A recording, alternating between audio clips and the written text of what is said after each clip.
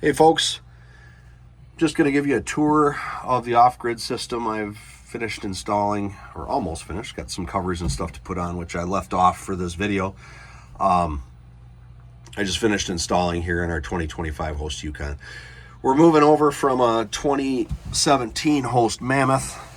I did not have an off-grid system in there. We did have lithium batteries, but it was just really to power the camper. Normally, we couldn't run microwaves and air conditioners and things like that in there. I wanted to be able to do that here.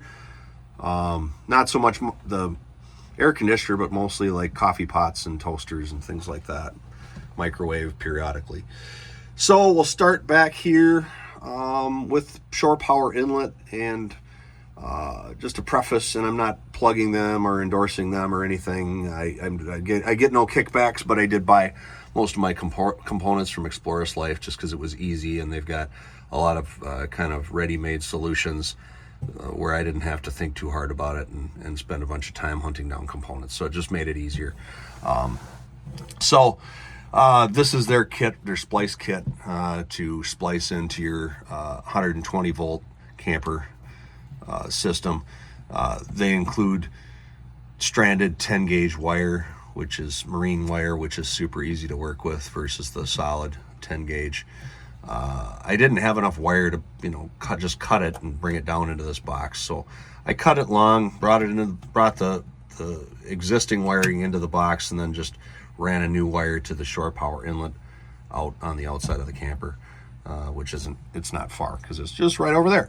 So shore power comes in, passes through the splice box, and then comes out and heads up to the AC in on the Multiplus, and then the AC out comes out and back down to the box, and then passes through the box and connects to the 10 gauge going up to the breaker panel above the TV in the camper. So that's how we're getting 120 volt power to all of the outlets and everything in the camper. Moving a little further forward here, if you know these campers, you know that Host typically installs 2 3/8 studs for all the connections, 12 volt connections in the camper. I opted to remove those and replace them with these bus bars, just to kind of separate things out. And I had to move things anyway to make room for the rest of the components.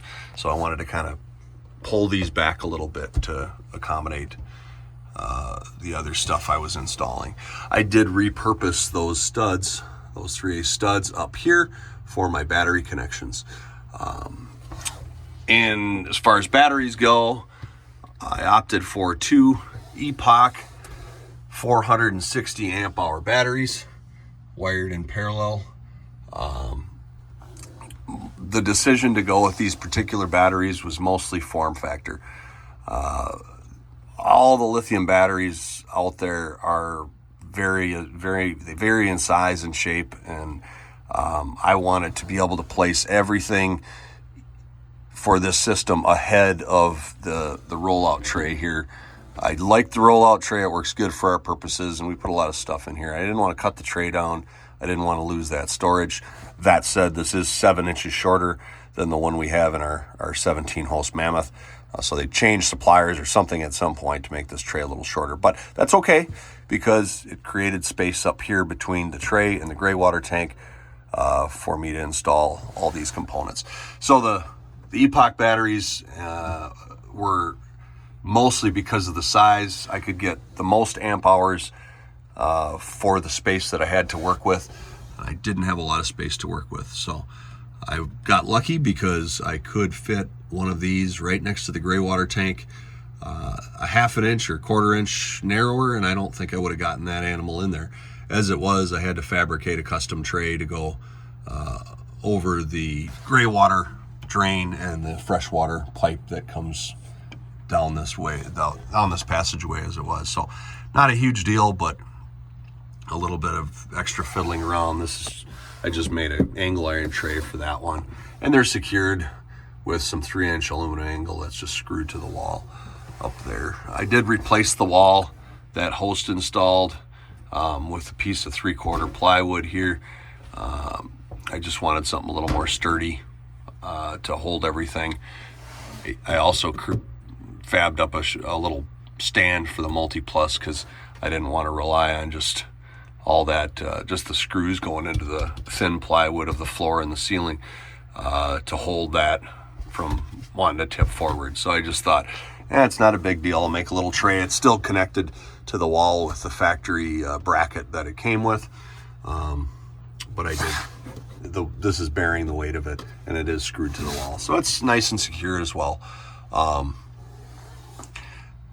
The batteries are secure, or the batteries are, like I said, wired in parallel via MRBF fuse and 1/0 wire to the 3/8 studs. I came off the 3/8 studs with 4/0 wire and went into the 400 amp fuse you see there, and then on into the disconnect, and then on to the Lynx distributor. Negative cables connected to a smart shunt here. The BMV 712 battery monitor I did put up in the camper. I actually was able to take out the inverter control for the Go Power inverter that was in here, and put the BMV 712 monitor over that, so I didn't have any extra holes or anything up there to deal with. I'm not really sure why I got the monitor, because I'm going to do everything with my phone anyway, but whatever. So the Lynx distributor, I've got all 4 slots filled here. The first slot is 4/0 wire powering the Multiplus 3000. The second one is a solar charge controller inlet, so that's power coming from this solar charge controller. I still have a 200 amp panel up there with the Go Power solar charge controller, and that's just hooked in to the bus bars over here. That's stock. I just opted to leave that as it was. So the second slot here is the Victron solar charge controller coming in. That's feeding power from 4 200 watt panels wired in series parallel on the roof of the camper. The third slot is our DC charger inlet. I installed an Orion XS 50 amp charger.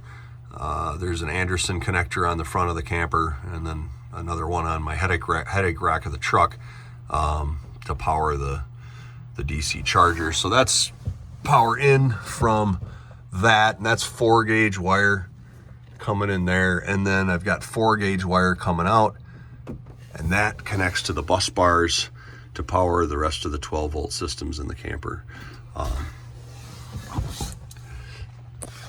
The solar charge controller, this little breaker box came from Explorus Life too, which has made it kind of handy. So it serves as a disconnect and a circuit breaker, obviously. So